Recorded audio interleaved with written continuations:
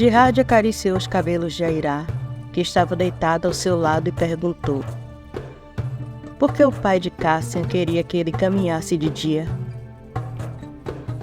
Airá se apoiou sobre o peito dele e respondeu: não tenho certeza, meu príncipe, mas os Baales e os Assamitas sempre foram inimigos. Os Assamitas abominavam as práticas de ocultismo dos Baales. Sempre que eles descobriam um poço de órgãos, eles atacavam os Baales e destruíam o poço, perseguiam o clã responsável e matavam quantos conseguissem. O ódio dos Assamitas contra os Baales aumentou depois que os Baales os amaldiçoou a ficarem loucos caso praticassem a Diablerie. Jihad ponderou nas palavras dela e perguntou: acha que ele queria vingança contra os Assamitas? Tudo é possível, meu príncipe. Um vampiro que caminha de dia seria uma arma perfeita contra os Assamitas. Não sei. Imagino que há mais do que podemos ver nessa trama do pai de Cassian. Airá deitou a cabeça em seu peito e disse: provavelmente, meu príncipe. Mas só o pai dele, ou a sua filha, poderá dizer isso. Jihad ficou pensativo. Ainda não compreendia o afastamento de Astarte, nem porque ela não respondia ao seu chamado. Ficou pensativo, alisando as costas de sua amada. Cassian se vestiu e olhou para Dachandin. O dia começava a amanhecer e ele faria o teste independente do que seu pai Assamita pensasse. Tem certeza disso, filho? Não sei se poderemos salvá-lo dessa vez. Salim se aproximou e, vendo Cassian de pé e vestido, sorriu, abraçando e dizendo: ah, irmão, que bom que está vivo. Pensei que perderia você também. Que loucura foi essa? Ainda não acabou, Salim. Ele está querendo sair de novo. Salim se afastou encarando Cassian e perguntou: qual o seu objetivo com isso? Eu não consigo entender por que quer se matar. Não pode ser por causa da deusa da morte, porque se for, você é um louco, pois a sua nova protetora é tão ou mais poderosa que ela, além de muito bonita tanto quanto ela era. Cassian sorriu enquanto prendia sua trança, e depois de colocar o seu turbante, ele respondeu: quando o Inominável me libertou, naquele dia, eu cavalguei pelo deserto, me distanciando o máximo que podia de Damasco e daquele demônio. Me lembro que o sol já nascia, mas eu não parei. Quando de fato parei, o sol já estava escaldante sobre nós. Eu sucumbi à dor e à exaustão. Grande parte do meu corpo estava queimado até os ossos pelo sol. Levei um tempo para me recuperar, mas então descobri que o sol não afetava mais as partes que foram regeneradas. O máximo que sinto é um leve ardor, suportável, mas as outras partes estavam vulneráveis. Então eu dei um jeito nisso. Dessa forma, todo o meu corpo resiste ao sol. Creio que por um tempo considerável, mas o suficiente para que eu não morra queimado. Mas para ter certeza preciso testar, e para isso terei que sair ao sol. Absimiliarde, que ouvia tudo parado na porta, perguntou: se isso der certo, não veremos mais o espetáculo com os aracnídeos? É uma pena. Conheço uns vampiros que achariam que é um demônio. Achariam que um demônio os estava visitando caso o visse daquele jeito. Cassian gargalhou, lembrando que foi isso que ele falou ao vê-lo se aproximar a primeira vez que se encontraram. Cassian então se dirigiu à saída do templo de Hathor. Do lado de fora, Serket o esperava, montada em um de seus escorpiões, e havia outro esperando por ele. Serket sorriu e disse: venha, meu rei do Baixo Egito, sua montaria o espera. Cassian saiu e saltou sobre o escorpião ao lado de Serket. Os dois seguiram pelo deserto, banhados pelo sol que já era quente mesmo pela manhã. Ao meio do dia eles voltaram. Como Cassian havia previsto, o que ele sentia era apenas um ardor suportável na pele. Ele saciou sua sede e foi descansar. O dia seguinte seria o dia D. O medo, uma apreensão, pairava sobre todos. A tensão era palpável. As esperanças de todos estavam depositadas sobre Cassian. Se ele falhasse, todos e tudo estariam perdidos. Cassian sentiu esse peso e os olhares de todos sobre ele quando se reuniu à noite para se alimentar. Gerard esperou que ele sentasse e falou. Então, de fato, você caminha ao sol. Sim, meu príncipe, e devo agradecer ao Inominável. Se não fosse a busca por derrotá-lo, nunca saberia dessa habilidade. Khalidia então comentou. A que preço descobriu isso? Quase morreu. Amin fitou o escorpião e perguntou. Você é sempre tão sensato. Por que se arriscou tanto para descobrir uma habilidade? Príncipe La Sombra, amanhã ao pôr do sol estarei usando a chave de prata. Não há relatos de um vampiro na presença de uma entidade cósmica tão poderosa. Não sei como será o ambiente para onde vou. Para onde vou ser transportado? Vi uma oportunidade e aproveitei. Serket se sentou ao lado dele. Essa chave você sabe como usá-la? Sim. O Al-Azif me deu instruções de como usá-la. Ela segurou a mão dele e disse. Não há o que temer, escorpião. É a escolha perfeita. Vai se sair bem. Tire as dúvidas do coração, elas só atrapalham. Cassian sorriu para ela e desviou o olhar. Delicadamente afastou a mão dela das dele e voltou a beber sua Vitae. Precisava manter as aparências, mas estava sendo difícil com ela tão próxima assim. Aquela noite todos levantaram o acampamento. Depois de meses ocultos no templo de Hathor, saíram dali. O destino era o Rub al-Khali, a quarta parte vazia.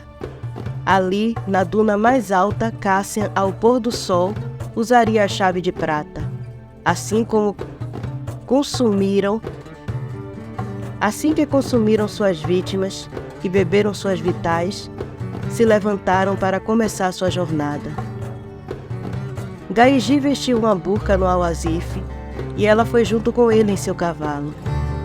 Eles cavalgaram pelo deserto durante toda a noite, mas quando o dia começava a amanhecer, Cassian, Serket e os Garus seguiram pela superfície, enquanto os outros pelo subterrâneo por um túnel feito por Airá.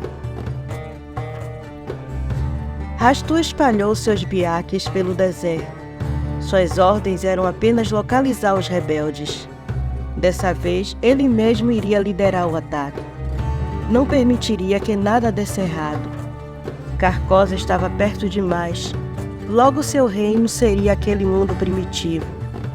Cassian seria seu avatar e Gerard seu primeiro general. Os biaques se espalharam pelo deserto e depois de muita procura, um único deles encontrou o grupo que usava o manto da noite a seu favor. O biaque passou a observá-los de longe e através dos olhos dele, Rastu agora sabia onde eles estavam e pela direção estavam indo para o deserto onde um dia um louco os escutou e escreveu um livro onde continha a história dele e dos outros antigos. Essa lembrança intrigou Rastu, que mandou chamar o Tremere, que o servia. Queria saber se o livro ainda existia, mas mesmo depois do louco ter sido punido. O Tremere respondeu de acordo aos boatos que havia ouvido e da história que circulava sobre o destino do livro. Meu senhor, a história que sabemos sobre esse livro é que foi levado para o Egito depois que o louco de Damasco foi tragado pelos demônios do livro. Nossos batedores que seguiam o jovem Hassani, aprendiz de Dashandin, antes de serem mortos, nos enviaram mensagens afirmando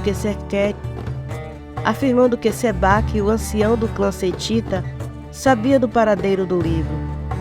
Sendo esse fato verdadeiro, seus inimigos devem estar em posse do uivo do demônio. O que achamos ser lenda é de fato real. Rastu se levantou, fazendo todo o palácio tremer com seu poder. Se aproximou do Tremere e disse: prepare o exército, todo ele. Partiremos assim que estivermos prontos. Iremos para o lugar que vocês chamam de Rub al-Khali. E é lá que o escorpião e o príncipe estarão. Sejam rápidos, e dessa vez eu irei junto. O Tremere se levantou e antes de sair perguntou: e quanto ao sol, meu senhor? Não se preocupe, Carcosa está perto o suficiente para que eu mexa com a natureza deste mundo primitivo, da mesma forma que o escorpião e os seus aliados fizeram. O Tremere se retirou e reuniu o exército que sobrou, depois do ataque. O exército que havia saído em campanha já estava em Alamut. Rastu saiu do castelo e flutuou até o poço, e de lá convocou seus vermes gigantes. Dessa vez, 4 criaturas surgiram fora dos muros de Alamut. Rastu convocou seus biaques que escureceram o céu, e quando se juntaram ao exército, exceto o que vigiava Cassian e o príncipe Gerard. Alamut ficou pequena para conter o exército de Rastu. Ele se colocou à frente de todos e ergueu suas mãos para o céu. Seus tentáculos vibraram, emitindo um som baixo, que fizeram os cavalos, os vermes e os biaques se agitarem.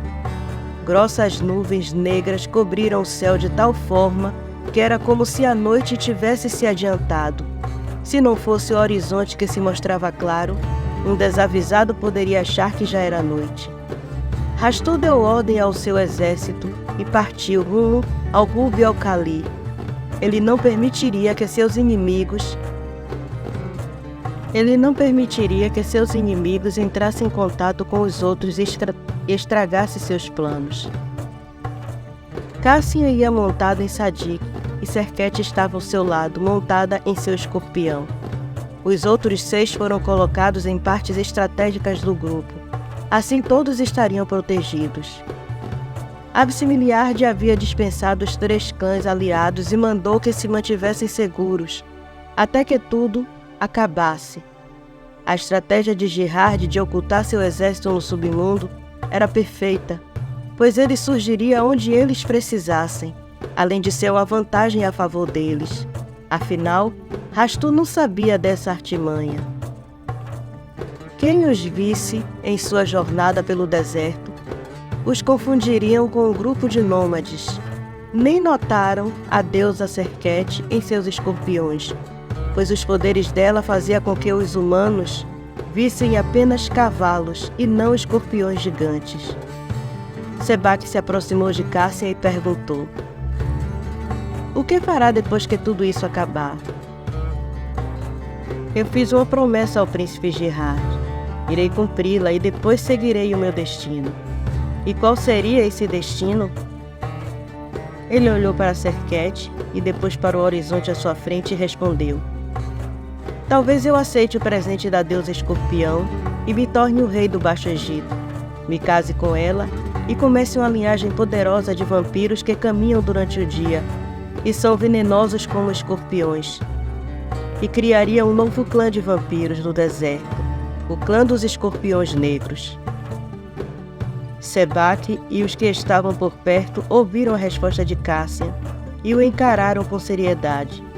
Ele, vendo isso, soltou uma gargalhada e respondeu: o futuro é incerto, meus amigos. Nem sei se sairei vivo dessa empreitada, portanto seguirei o destino que me aparecer depois de tudo isso. O biaque não encontrou mais onde se esconder, então passou a se arrastar pelas dunas. Porém, um dos pequenos vigias de Cassian o viu e logo passou a mensagem através da areia. O próximo escorpião passou a mensagem para o próximo, até que este chegou até um dos escorpiões de Serket. Este deu o sinal para ela que disse: estamos sendo seguidos. Cassian olhou para ela e respondeu: já era de se esperar. Vamos fingir que não sabemos de nada. Na próxima duna o pegamos. Gerard se aproximou e disse: É apenas uma das criaturas do demônio. Posso usar a dominação e saber o que seu mestre está pensando. Será que o mestre dele não vai acabar nos descobrindo se fizer isso? Gaiji perguntou preocupado. Jihad então respondeu: Ele já sabe onde estamos, meu caro Garou. Só estaremos jogando o mesmo jogo que ele. Se for seguro isso que quer fazer, eu concordo com você, meu príncipe. Cassian respondeu: Afinal, seria bom saber o que Rastu estaria tramando. Eles seguiram, deixando o Biaki seguro de que não foi descoberto. Rastu liderava seu exército. Iam cavalgando, levantando poeira por onde passavam. Ainda vendo o grupo de Cassian pelos olhos do Biaki, ele se perguntava: onde estava aquele poderoso exército do príncipe Jihad? Será que ele estava tão confiante que achou que não precisaria do seu exército? Ou seria outra coisa? Ele também achou estranho a ausência da deusa da morte. Pelas informações que tinha, ela e o escorpião estavam sempre juntos, mas agora havia outra divindade poderosa ao lado dele, e parecia não haver vínculo afetivo nenhum. O grupo seguiu as vistas de Rastu, que os via pelos olhos do seu servo, até que desapareceram por detrás de uma duna enorme. O Biaki rastejou. Apesar de poder voar, ele caminhou e se ocultando na escuridão e na areia. Rastu não podia ver nada além de areia e escuridão. E quando o Biaki saiu do outro lado, foi surpreendido por uma emboscada. De dentro da areia, um grupo surgiu, todos segurando ele firmemente. Jihad se aproximou e segurou a cabeça da criatura, fixando seu olhar nos infernais olhos dela. O Biaki se debatia, até que ficou sob o controle total do príncipe Jihad, que fez com que o Biaki se acalmasse e Rastu perdesse o controle de sua criatura, o que o deixou frustrado. Como aquele vampiro poderia ter tamanha habilidade? Rastu se perguntou. Jihad invadiu a mente do Biaki e viu o exército de Rastu vindo para o Rubi Alcali, e como ele controlava a natureza e liderava em pessoa o exército dele. Ele então liberou a criatura, e a última visão de Rastu, quando teve o controle de volta, foi de Cassian mordendo seu servo e envenenando, e depois a total escuridão. Rastu então gritou na mente de seu exército: Fomos descobertos. Desmontem dos cavalos e montem nos biaques. Chegaremos mais rápidos sobre eles. O grande exército de Rastu fez exatamente como ele havia mandado. Cada cultista e vampiro tiraram suas celas de sobre seus cavalos e colocaram sobre os biaques, que tinham asas de morcego, pelo preto pelo corpo, bico de ferro e olhos infernais. Criaturas semelhantes a morcegos, pássaros, topeiras e cadáveres em decomposição, mas não exatamente como nenhum deles. O cheiro era insuportável. Cada cultista que não suportava o odor e vomitava era dilacerado pelos tentáculos de Rastu. Essa atrocidade arrancava risos maliciosos dos vampiros. Os outros cultistas se obrigavam a suportar o cheiro, passando um pano em redor do nariz e boca. Não queriam ter o mesmo destino dos companheiros. Eles montaram e as criaturas alçaram o voo. Realmente era mais rápido que os cavalos, e a distância entre o grupo de Cassian e o exército de Rastu começou a diminuir. Sabendo agora que Rastu ia ao encontro deles, quando o primeiro despontado amanhecer se iniciou, Aira, que os acompanhava em forma de águia, mergulhou no deserto, se transformando no caminho em um verme gigante e afundando nas areias, abrindo um túnel grande o suficiente para os vampiros entrarem com seus cavalos. Dachandin olhou para Cassian, que não se moveu de seu lugar, e deu um aceno de cabeça e disse: Que Alá esteja com você, meu filho. Depois desceu, adentrando o túnel, que foi fechado por Serket. Ela então se aproximou de Cassian e desmontou de seu escorpião, indo até Sadik, Cassian sorriu e deu a mão para ela, a puxando para que montasse atrás dele. Ela o abraçou, deitando a cabeça em suas costas. Gaiji riu de canto e deu sinal a Jarri e aos outros que continuassem e evitassem comentários desnecessários. Eles cavalgavam rápido e quando o sol já iluminava todo o deserto, dando um tom de amarelo alaranjado às suas areias, eles perceberam que já estava no Rub el-Khali. Cassian avistou ao longe uma duna tão alta que lembrava uma montanha, e foi para lá que ele guiou Sadiq. Mais tarde naquele dia, quando o sol já se aproximava do meio-dia, Rastu chegou ao Rub el-Khali, sobrevoando o deserto. Os vampiros sentiram quanto o deserto estava quente, mas Rastu mantinha a nuvem densa e escura como uma terrível tempestade estivesse prestes a desabar. Gaiji pareou seu cavalo ao lado de Cassian e apontou para trás, para o horizonte. Ele viu uma enorme nuvem tempestuosa e disse para Gaiji: "É o exército do Inominável. Ele chegou muito rápido. Ache os outros e avise." Enquanto Gaiji partia na direção em que a areia se mexia como ondas, Serket disse a Cassian: "Precisamos atrasá-los." Ela se virou ainda montada em Sadiq e sentou de costas para Cassian. Ergueu as mãos e as areias lhe obedeceram. Se ergueram junto com as suas mãos. Os olhos de Serket brilharam como o sol. Um som como um poderoso rugido foi ouvido, fazendo com que Cassian olhasse para trás e visse uma gigantesca esfinge feita de areias do deserto, que se erguia da areia atrás dele. Em dialeto egípcio, Serket a mandou atacar o exército de Rastu. Ao ver aquele ser de areia se aproximando, Rastu mandou que seu exército parasse, e foi adiante dele, saindo da tempestade. Quando a esfinge se aproximou dele, ele ergueu seus tentáculos e atacou a criatura de areia. Mas o processo criou uma tempestade densa de areia que envolveu seu exército, os impedindo de verem qualquer coisa à sua frente. Serket riu e voltou à sua posição, abraçando Cassian enquanto ele seguia adiante. Gaiji se aproximou da areia em movimento e, cavalgando ao lado, gritou: "Príncipe Jihad, o Inominável chegou ao Rub el-Khali, e com uma poderosa tempestade ele se aproxima." Jihad o escutou, mas ainda era dia. Ele não podia sair de debaixo das areias. Cassian teria que se virar sozinho até o sol se pôr. Sebak então disse: "Temos que ajudá-lo de alguma forma." Concordo com ele. Mesmo ele tendo a vantagem de caminhar ao sol, precisa de um exército para enfrentar o Inominável. Dashandin falou, preocupado com seu filho.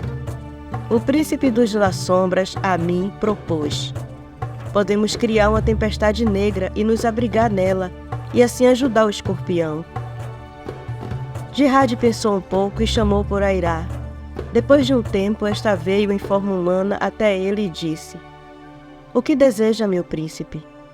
Preciso que abra uma passagem para nós e se transforme em algo grande que faça sombra sobre nós, para que possamos manipular a atmosfera a nosso favor."